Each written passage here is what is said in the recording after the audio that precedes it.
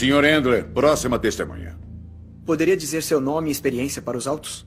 Meu nome é James Warner Wallace. Sou detetive aposentado de homicídios do Condado de Los Angeles. O senhor é autor do livro O Caso do Cristianismo? Sim, eu sou.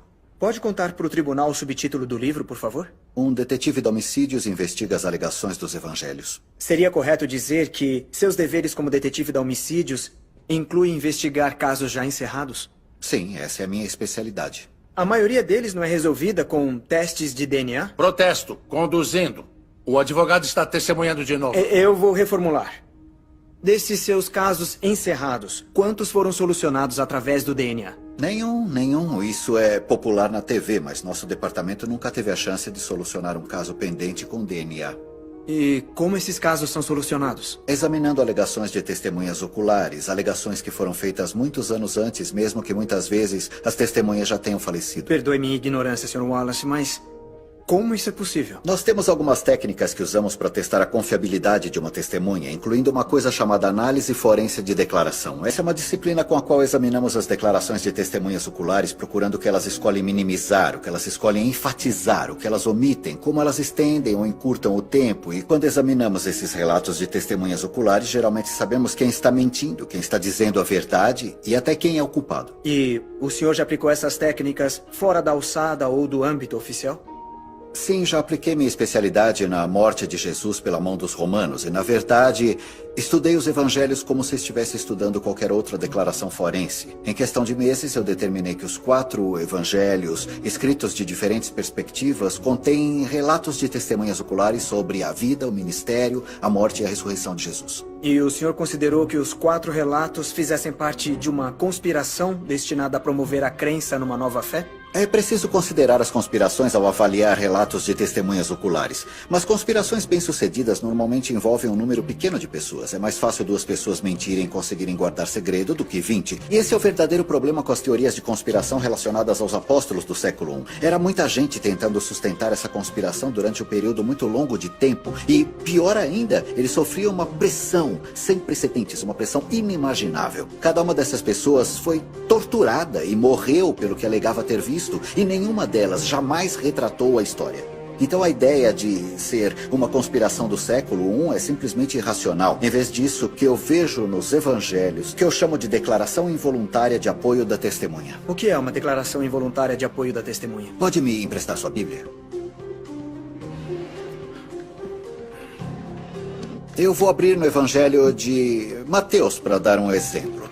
Eu vou começar com uma passagem que Jesus está em frente a Caifás numa audiência. Diz aqui: então cuspiram no rosto dele e o atingiram com socos. Outros lhe deram tapas e disseram: profetize para nós, Cristo, quem te bateu? Parece um pedido muito simples, já que as pessoas que tinham batido nele estavam ali na frente. Não faz sentido, sabe? Por que seria profetizar dizer quem bateu nele? Mas só quando se lê Lucas que se obtém a resposta. Ele disse: os homens que vigiavam Jesus começaram a zombar e a bater nele.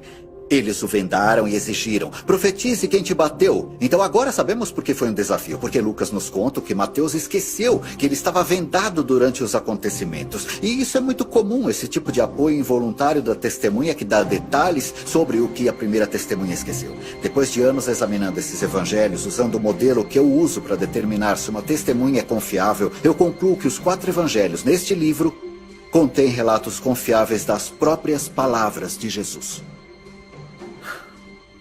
E isso inclui as declarações citadas pela senhorita Wesley na sala de aula? Certamente.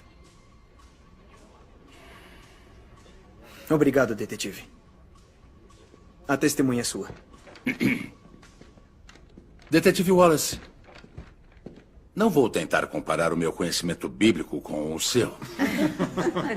Mas não é verdade que esses relatos dos evangelhos variam muito no que dizem? Que existem inúmeras discrepâncias entre esses relatos? Absolutamente. Mas é exatamente o que devemos esperar. Eu não entendi isso. Relatos de testemunhas oculares sempre diferem na maneira em que elas se lembram da história. São diferentes perspectivas geográficas com suas histórias, até mesmo onde estavam no local. Quando eu examinei os evangelhos, estava tentando determinar se os relatos eram precisos e confiáveis, apesar das diferenças que encontraria entre eles. E como cristão devoto, o senhor sente que conseguiu? Sr. Kane, acho que me entendeu mal. Quando comecei o estudo, eu era um ateu devoto. Comecei a examinar os evangelhos como um cético convicto, não como um crente. Sabe, eu não fui criado num ambiente cristão, embora eu tenha uma consideração elevada pelo valor da evidência. Não sou cristão porque fui criado dessa forma ou porque esperava satisfazer alguma necessidade ou atingir algum objetivo. Eu sou cristão porque é uma verdade evidente. Quero excluir a declaração, por favor. Mantido. O júri deve ignorar as últimas observações do detetive Wallace. Sem mais perguntas.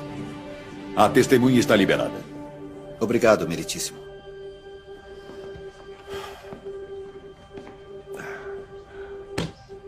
Sr. Endre, sua próxima testemunha.